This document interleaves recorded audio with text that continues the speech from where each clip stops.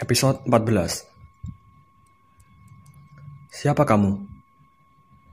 Aku berseru dengan suara bergetar, bukan karena takut, lebih karena kaget setengah mati melihat ada sosok yang tiba-tiba berdiri di depan cermin besar.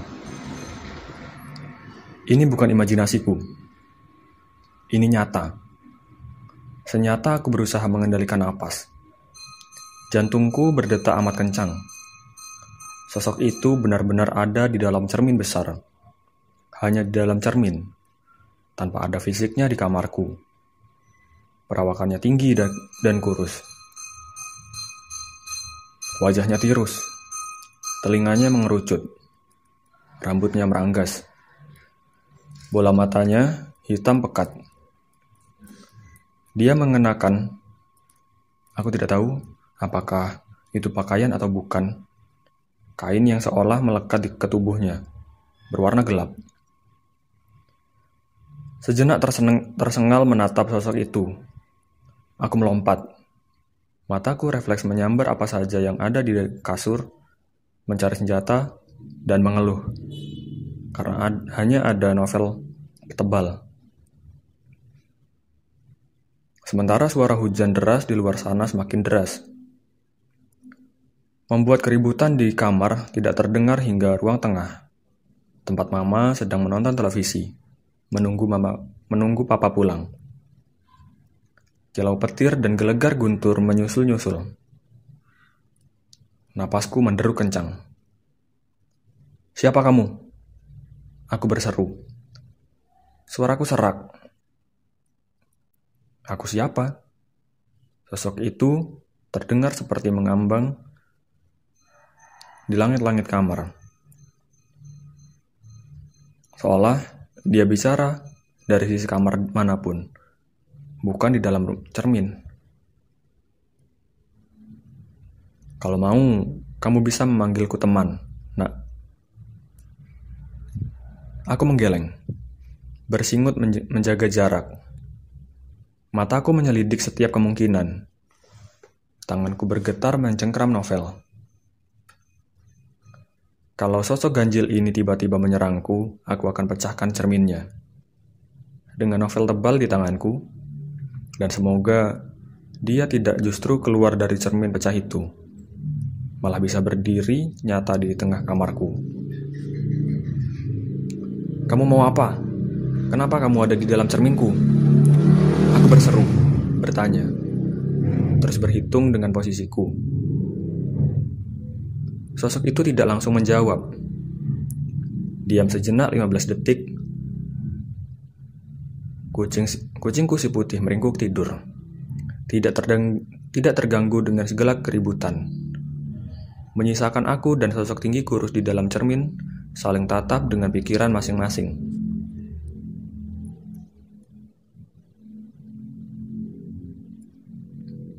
Ini menarik, nak. Sosok itu akhirnya bersuara setelah menatapku lamat-lamat. Kebanyakan orang dewasa menjerit ketakutan melihat cermin di hadapan yang tiba-tiba berisi bayangan orang lain. Ini menarik sekali. Rasa penasaran yang kamu miliki ternyata lebih besar dibanding rasa takut. Rasa ingin tahu yang kamu miliki bahkan lebih besar dibanding memikirkan risikonya. Aku siapa? Kamu selalu bisa memanggilku teman. Apa mauku? Apalagi selain menemuimu. Aku menggeleng, memutuskan tidak percaya. Berjaga-jaga kalau itu sesuatu yang mencurigakan. Tanganku semakin dekat untuk melemparkan novel tebal ke arah cermin. Sosok tinggi kurus itu mengangguk. Baik, kamu benar. Aku mungkin bukan teman. Tidak ada teman yang datang lewat cermin, bukan? Membuat semua akal sehat terbalik. Siapa pula yang akan riang gembira saat sedang menatap cermin tiba-tiba ada sosok lain di dalamnya? Sayangnya, kita tidak leluasa bertemu. Belajar dari pengalaman 2 hari yang lalu, kini aku tidak bisa berharap kamu akan bersedia menangkungkan telapak tanganmu ke wajah, bukan? Mengintip dari sela-sela jari, agar aku bisa terlihat berdiri di kamar ini. Kamu pasti tidak mau melakukannya.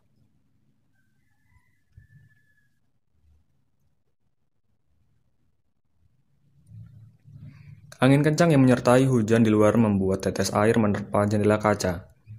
Aku tetap berusaha konsentrasi menatap sosok tinggi kurus dalam cermin.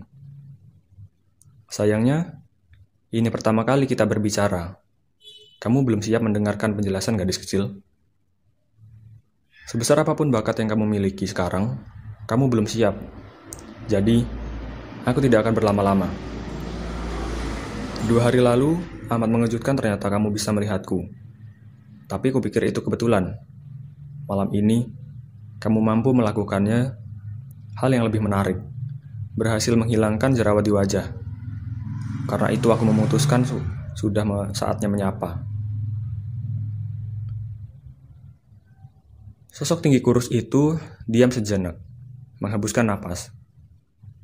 Dia sungguh nyata. Lihatlah, cerminku berembun oleh nafasnya yang hangat. Kamu pasti punya banyak pertanyaan, nak. Sosok itu menghapus embun di cermin dengan jari-jarinya yang kurus dan panjang. Tapi malam ini aku tidak akan menjawabnya. Aku pernah melakukan kesalahan dengan terlalu banyak menjelaskan. Gerakan tangannya berhenti. Mata hitamnya menatap tajam ke arah lain. Aku tahu apa yang didengar sosok di dalam cermin. Aku juga mendengar suara mobil masuk ke dalam halaman. Papa sudah pulang. Ingat baik-baik yang akan kusampaikan, gadis kecil. Dia menatapku tajam.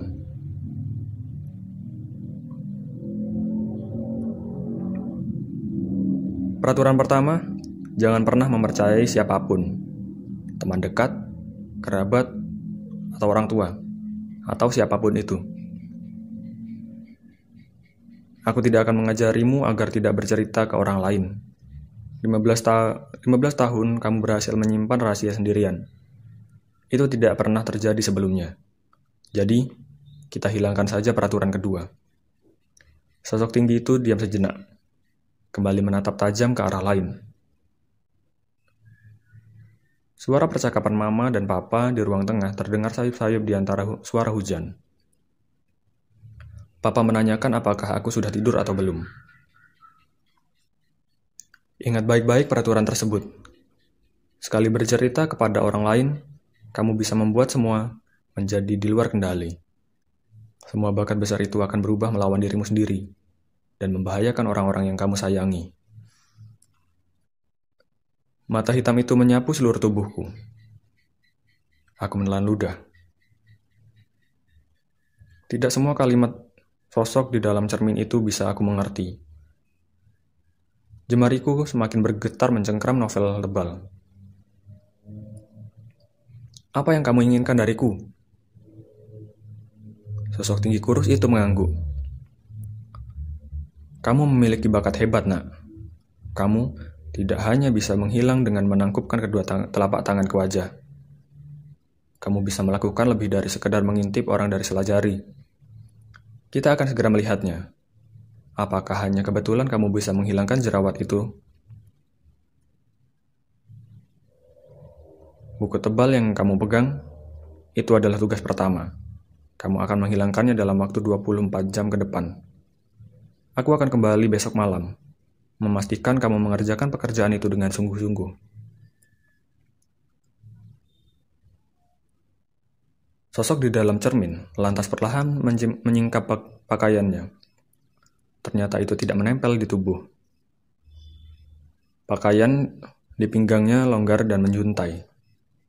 Entah dari mana datangnya. Dia mengeluarkan kucing berbulu tebal.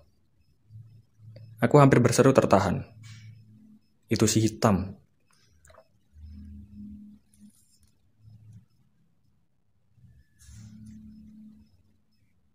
Sosok tinggi kurus itu ternyata tersenyum tipis. Jarinya yang panjang mengelus kepala kucingku. Sejak usia 9 tahun kamu telah diawasi, gadis kecil. Itu cara terbaik untuk memastikan kamu tidak bersentuhan dengan sisi lain. Tapi 2 hari lalu, Keberadaanmu diketahui. Itu memicu semua sinyal 4 klan. Kamu bisa membuat pekerjaan ini menjadi mudah atau sulit tergantung dirimu sendiri. Camkan baik-baik. Kamu tidak akan pernah dimiliki dunia ini.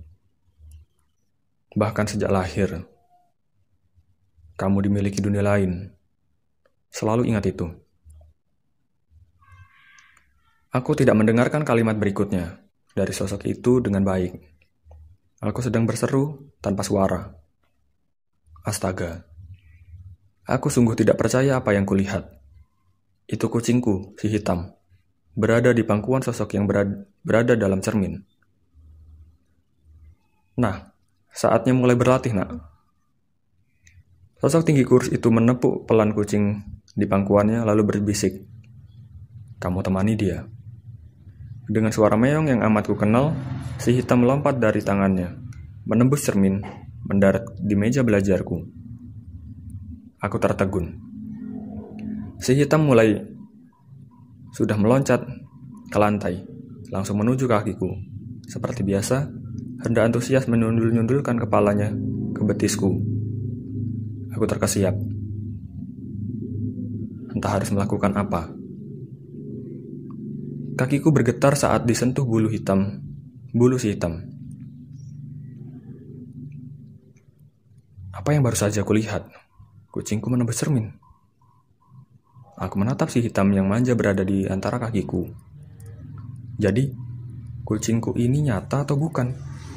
Atau pertanyaannya adalah, ini adalah kucing atau bukan? Apa yang dikatakan sosok tinggi kurus itu? Aku telah diawasi sejak lama. Kilau petir menyambar terang. Aku mengangkat kepala, menatap ke depan. Cermin itu hanya memantulkan bayanganku sekarang. Kosong. Sosok tinggi kurus itu telah pergi.